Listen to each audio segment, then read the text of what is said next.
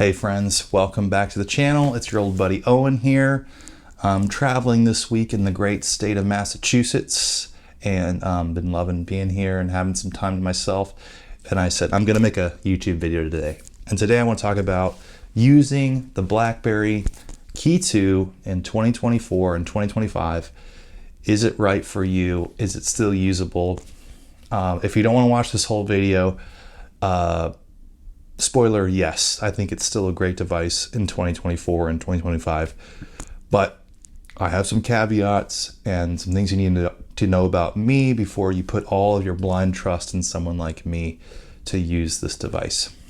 So if you don't know me or my channel, I normally use a Light Phone 2 as my daily driver, and that is a more simplified approach to the smartphone game.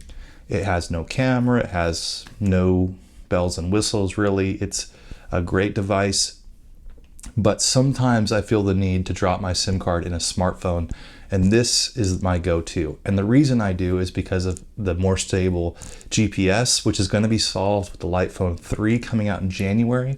Again, if you have any desire to get the Light Phone, this would be the time to pre-order something like that.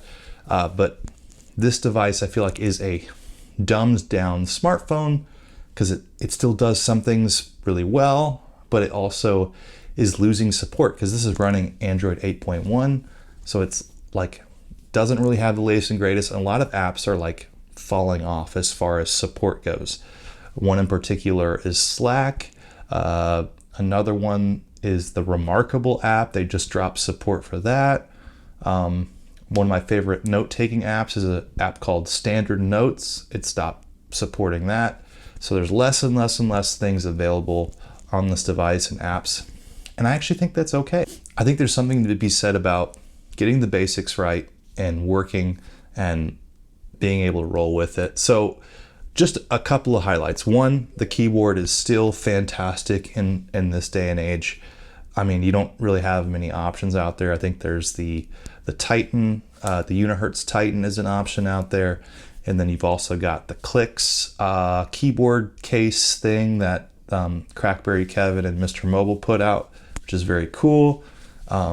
So if you still need a keyboard and that's the only reason, you may want to look in one of those other directions. But I think the keyboard on here is fantastic. It's capacitive, meaning that you can scroll around like that. It's backlit, so in the dark you can see it okay. The fingerprint scanner is in the space bar, so I can rest my thumb on there and unlock the device. All of the keys on the device can be shortcuts to whatever you want, an application, a task, whatever you need it to do. There's a customizable button on the side, which can be mapped to anything. I have it set to Google Assistant. So customizability is way high up there. The keyboard's fantastic. And then again, like a lot of the app support is like weaning off, like it's getting less and less. And I actually think that's kind of like a pro and a con. So full disclaimer, a lot of apps are not working as good on here.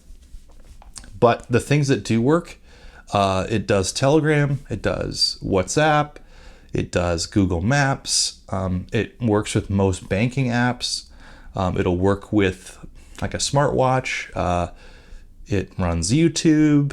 Trying to think, it has a camera on it. It's not very good. The camera's not very good, but I'll take a picture of you really quick. You can see, or take a picture of the mirror. Yo, the camera's not that great, but it does work. Video is okay. It does shoot 24 frames per second, which is great if you are into that kind of thing. So let me switch mine over to video real quick. And it's got no stabilization at all. So let me hit record. Okay. So you're getting a little demo. Not great, not bad. So the camera is basic at best. Much better than like a flip phone. And obviously like the Light Phone doesn't have a camera at all. So it's nice to have that. I don't really ever use it, if I'm being honest. I would much prefer to use like a film camera or a paper shoot or something like that if I'm on the go. The other thing it does run, and that I'm a big fan of, is Beeper. And Beeper is kind of like your last hope as far as using things like Slack or different messaging apps that are cutting support for Android 8.1. And and Beeper, if you're not aware, is kind of like this application, and it gives me the ability to still message people. Again, I think this phone works great in 2024. I think it's a delightful device, but it's not for everybody. Oh, the last thing I'll talk about this device, and that is the form factor and the look of it. I love the way it looks. It smells fine. I love the way it feels in the hand. I think the size is just right. It's not too big, not too small. And it goes into your pocket real nice. And I've dropped this thing so many times and there's like no wear and tear. It's got the headphone jack on the top. I mean, yeah, I know this is a kind of a random just array of thoughts about this device. I think it's a great phone in 2024. I wouldn't recommend it to everybody, but if you like kind of dumbed down approaches to things, if you use something like this in this day and age, you might be pleasantly surprised. I'm not going to tell you to go buy it because I don't think I need to tell you that. But I think it's great. It works for me. And when I'm not using the Light Phone 2, this is my go-to.